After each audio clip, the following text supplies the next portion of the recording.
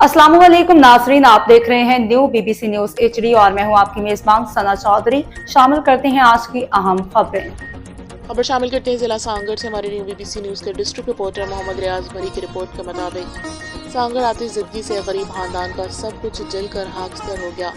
संजरू तहसील की हदूद में वाक़ गाँव हाजी मोहम्मद उस्मान मरी में अफसोसनाक वाक़या पेश आया। सांगड़ के करीबी इलाके संजरू थाने की हदूद में वाक़ पहली देहा गाँव हाजी मोहम्मद उस्मान मरी में 2 रोज़ कबल लगने वाली हौलनाक आग ने गरीब खानदान का सब कुछ जला कर राख कर दिया। आग के बायस घर का सामान, नकद रकम और कीमती जेवरात समेत तमाम जमा पूंजी तबाह हो गई। मुतासरा खातून मारवी ढील ने बताया कि वो इनके शौहर मेहनत मजदूरी करके बड़ी मुश्किल से अपनी बेटियों की शादी के लिए कुछ सोने के जेवरात और थोड़ी सी नकद रकम जमा कर रहे थे, मगर बदकिस्मती से आग लगने के बायस वो तमाम जमा पूंजी जल कर राख हो गई। उन्होंने मजीद बताया कि इस वाक़े से इनके घर में फाकी की नौबत आ गई है और अब तक किसी ने इनकी कोई मदद नहीं की। मुतासरा खानदान ने हुकूमत सिंध ज़िले इंतज़ामी और मुखय्यर हज़रात से अपील की है कि इनकी फौरी मदद की जाए, क्योंकि आग ने इनका सब कुछ छीन लिया है और वो इस वक्त शदीद मुश्किलात और भूख और अफलास का शिकार हैं। हाणे छा मुतालबा तव्हांजो? कुझु त असांखे हक़ थियो वञे।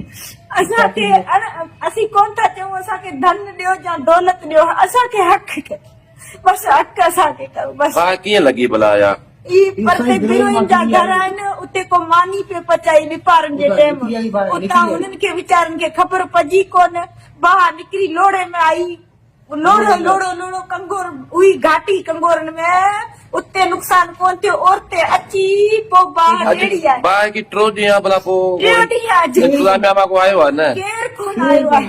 मानी बानी खाधी आहे 3 ॾींहंनि खां? न को मानी ॾिनी आहे न को ॿिए ॾिनी आहे।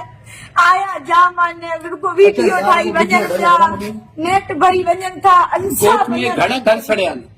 तक़रीबन 20-25 घर आहिनि। नाला छा हुननि जा? नाला डाटी बील आहिनि, हेठि मथे चूड़े वारा आहिनि ऐं बिरोई आहिनि। तव्हांजो नालो छा आहे? बील आहिनि। मुंहिंजो इन जो शगन आहे, मुंहिंजो मारवी आहे। तव्हांजो